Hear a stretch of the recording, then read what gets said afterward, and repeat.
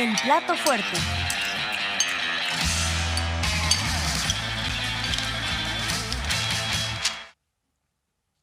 Pues seguimos, Azul, aquí en Mañanera 360 y desde luego un tema que había estado guardado toda la semana porque no había caído la pregunta, porque, es decir, otros temas habían ocupado la conferencia matutina, pues fue el tema de Emilio Lozoya, ¿no? Hay que recordarle a nuestra audiencia, pues Emilio Lozoya actualmente se encuentra en un proceso y que pues el gobierno actual ha señalado en ocasiones anteriores que pues lo ideal sería que se llegara a un acuerdo de reparación del daño.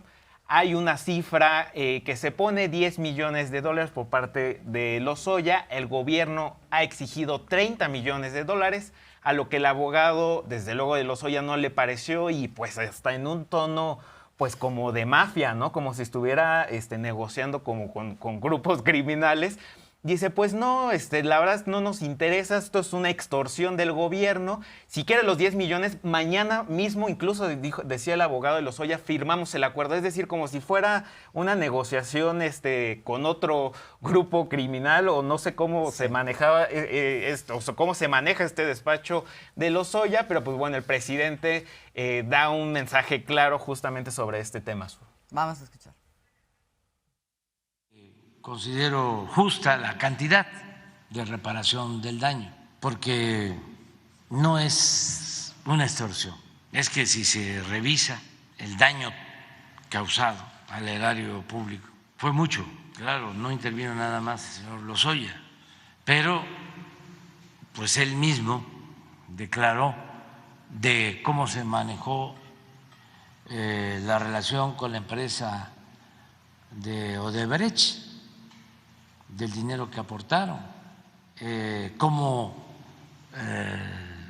se manejó dinero para comprar votos y aprobar la llamada reforma energética, de cómo se le entregó dinero a legisladores del PAN y recursos del erario, de la hacienda pública. Tiene que aportar estos $30 millones, ahora son pesos, que será como 510,000, 540,000. 15 millones. Debe de haber justicia, reparación del daño, en la medida de que lo establece la ley, y esto también significa, pienso, que la reparación del daño lo que permite es seguir el proceso en libertad, o sea, no concluye el proceso. Si él tiene elementos para sostener de que es inocente, pues hasta que haya una sentencia definitiva.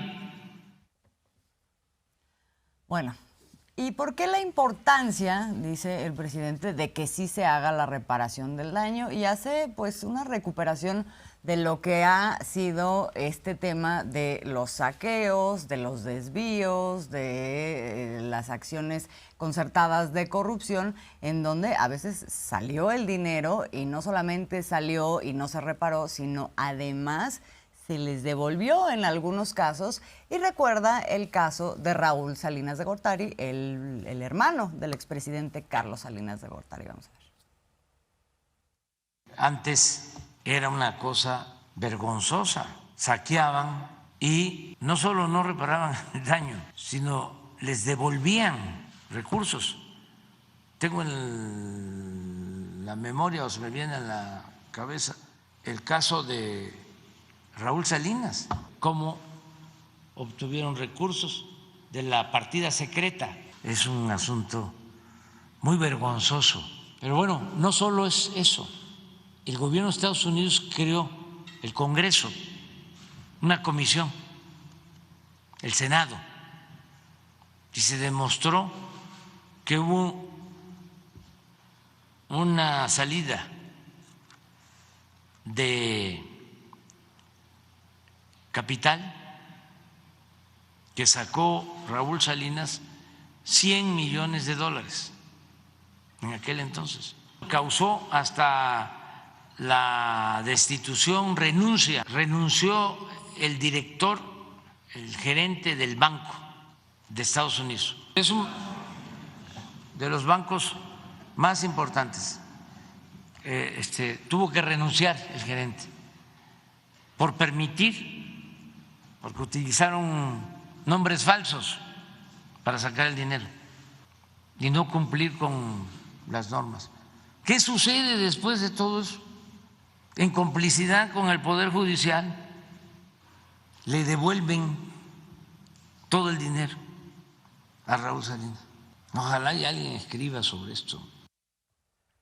Pues ahí lo tenemos, Azul, el presidente recordando, ¿no? Justamente este episodio en pues, los 90, justamente con Raúl Salinas de Gortari y este esquema de lavado de dinero que se hizo con un banco estadounidense. El presidente no lo menciona, pero es Citibank, y el gerente, que bueno, más bien es la gerente de ese banco, era Amy Elliott, ¿no? Justamente bajo un esquema de lavado de dinero, que a partir de Citibank se mandaba el dinero a cuentas bancarias en Suiza, ¿no? O sea, justamente el presidente recuerda, pues así se la gastaban y en este sentido, pues esto lo hizo de la mano y con ayuda de este banco estadounidense Citibank, que bueno, la gerente terminó saliendo, pero al final, pues digamos que la administración Salinas, pues brincaba de escándalo en escándalo, Azul.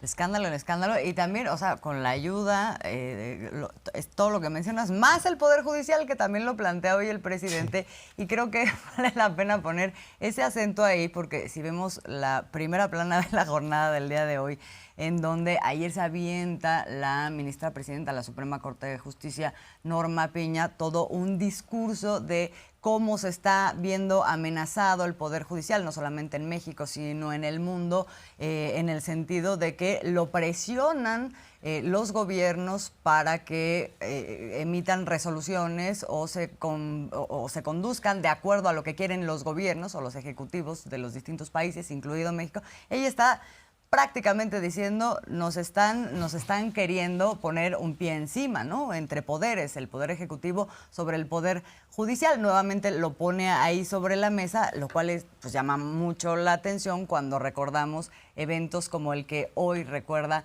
el presidente, en donde el poder judicial estaba a los pies del poder ejecutivo y de otros poderes económicos también. Pero vamos a escuchar parte de lo que dice la ministra Norma Piña, porque no solo habla de la necesidad de que sea independiente el Poder Judicial, sino que además no esté a merced, dice ella, de las mayorías. La historia se repite.